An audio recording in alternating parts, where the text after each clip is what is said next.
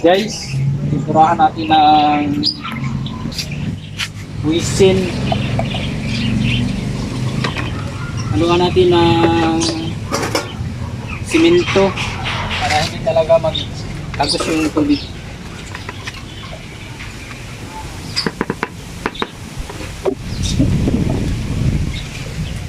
Sa isang ganito guys, mga 5.6 o 6.5 kilo na simento.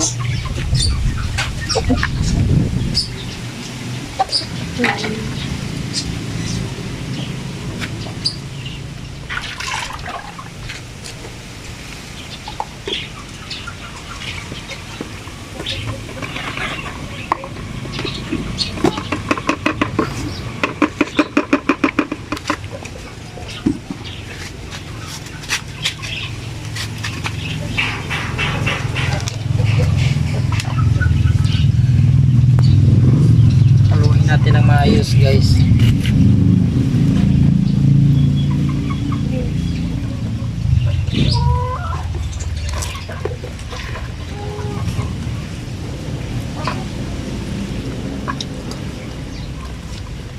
Para wala talagang tagas yung pan natin.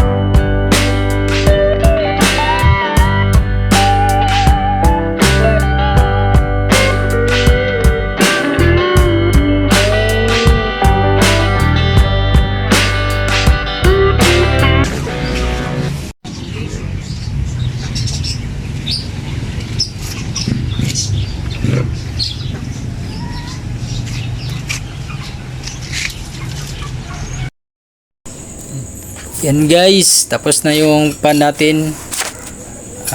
Nilagyan ko na ng tubig. Tapos binalot ko to ng net para hindi malagyan ng mga dahon. Kasi pag maraming dahon, madaling magdumi. Tapos nilagyan ko na ng tubig. Nga 2 weeks, lagyan ko to ng fingerlings na tilapia. Kasi nag-order na kami. Pero yung tilapia namin 1 month bago dumating. Kaya ito na, meron ng laman. Ayan na guys, oh, maganda tingnan.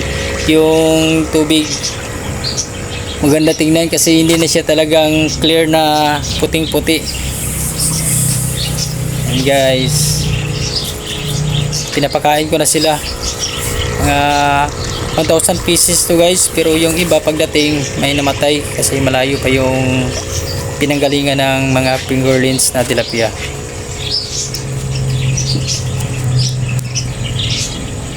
Tapos nilagyan ko rin ng filter, maliit lang kasi maliit pa man yung mga tilapia, pero pagdating ng panahon lagyan ko to ng malaking filter para yung mga dumi nila matanggal.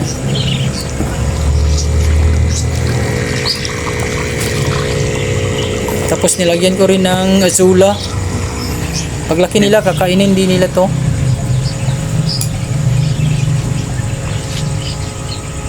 Ayan guys yung filter. I-drain ko lang to pag medyo madumi na. Ayan guys, kitang kita yung mga fingerlings.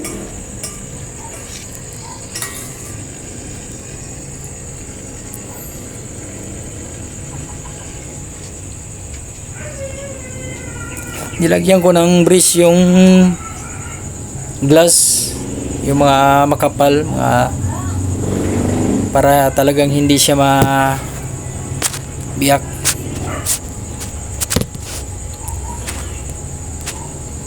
Yan guys, oh, dami. Pero mabawasan pa rin to guys. Ilipat ko sa ibang lalagyan kasi mag-crowded sila.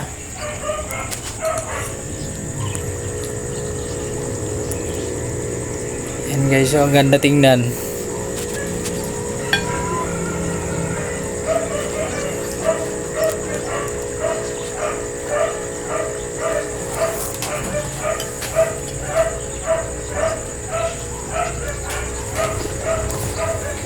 Siguro mga 3 to 4 months or 5 months pwede na to harvest. May pang ulam na tayo dito. Pag marami ibenta, pero marami naman talaga to guys.